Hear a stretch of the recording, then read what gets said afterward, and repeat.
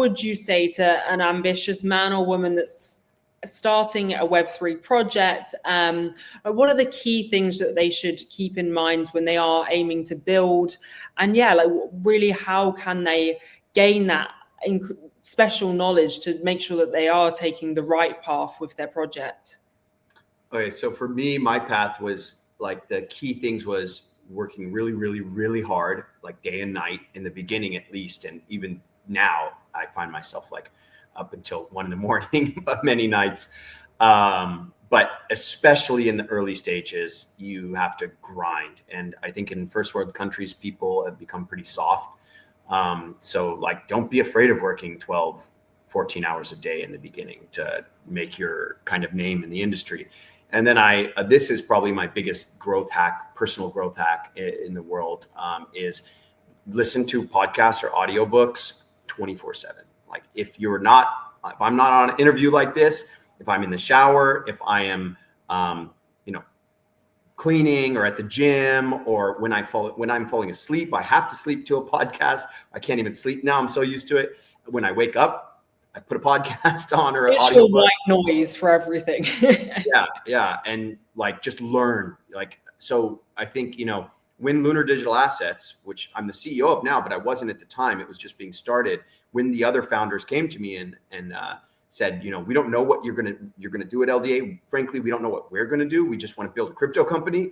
And they said, but we need you. We want you to join. It was just because I had more knowledge than everyone around me, and because I had been spending out 10, 12, 16 hours a day studying crypto and Web3 and just learning everything about it.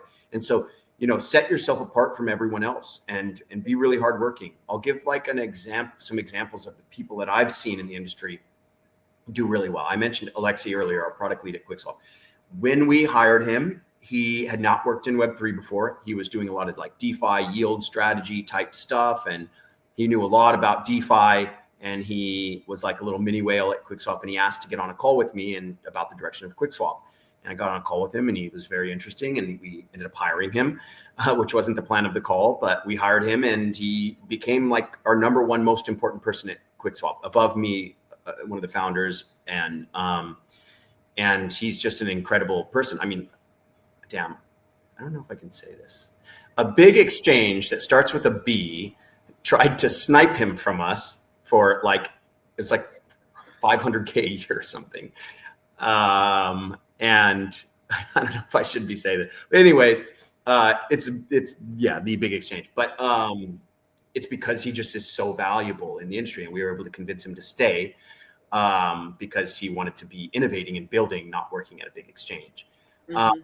But yeah, what did he do? He knew more than everyone about DeFi and studied everything about DeFi. Another person, Richard, I'll give a shout out to Richard Stanglin. He goes as writer on Twitter and things, but he just joined LDA in only about a year ago. And he's become like one of our best BD guys in just a year. And we have a big team, and he just grinds and crushes it and looks for opportunities and is very much a self-starter. I don't have to tell him to do anything. He just goes out and finds deals, and hey, this project we're incubating, I thought about this, maybe this wallet could, they could build together, or maybe, I just talked to this VC and they're interested in RWAs. Let's get them to talk to our other portfolio company. And he's just always putting deals together. And we have lots of BD people, but none of them are as hungry as him. So just be the best. I always say, like, you only have one life, and just, if you're going to have one life and you're writing the book that is your life right now, you're writing that book, and you only live so many years, make it a really fucking good book. I don't know if I'm allowed to cuss on here, but make it a really good book. Do like last night I moved to Puerto Rico. It's a really cool place from California. And last night I'm online on Duolingo practicing my Spanish, and there's this girl, Samantha, and on the leaderboard, and she has first place, and I tried to pass her. It took me an hour and a half, and then she's like passing me, and I'm passing her, and I'm like, I gotta be number one at this. I don't know Samantha. She's some random person on Duolingo. But that's what makes you an amazing founder. I think, yeah, sometimes founders forget that what makes them so unique and incredible is that internal fire and desire to innovate, to push themselves, as you say, to learn as much as possible, to want to be the best, because any business that you create, ultimately that should be your aim, is achieving as much as you possibly can, making the best chapter that you could possibly make of your book. So yeah, I really think you've kind of nailed it there, Rock. And then just to kind of give everyone a bit of a wrap up, where can people learn a bit more about yourself, about QuickSwap, and what would be your big final takeaway? You've given us lots of them, but what would be your big final takeaway for founders out there who are working on disruptive ideas but just don't really know how to start? Okay, so you can find me Twitter or most places as Rock Zacharias. My name's on the screen there, I think, or maybe not. ROC and then Zacharias, like in the Bible.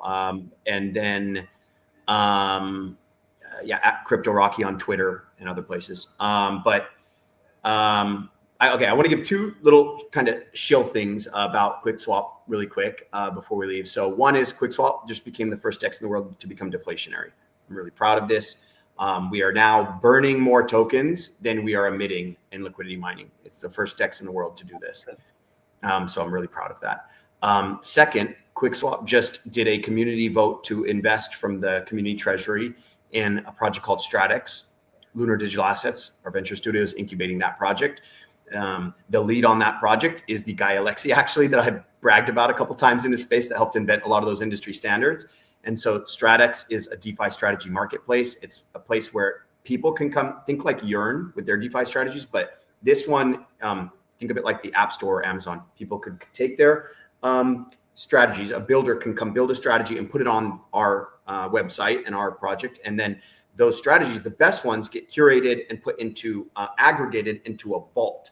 And so there might be 100 strategies for Bitcoin. Well, the top, say 10 or 20 strategies will get some allocation in the larger vault. And then the users, if they want to pick strategies, they can pick strategies. If they don't want to do that, they just put it into the vault, which is like safer. You can choose to have insurance on it. And then it gets tokenized, and the token can be traded on exchanges for people who don't want to deal with DeFi. They could buy it on whatever, their Binance or their Coinbase or their DEX.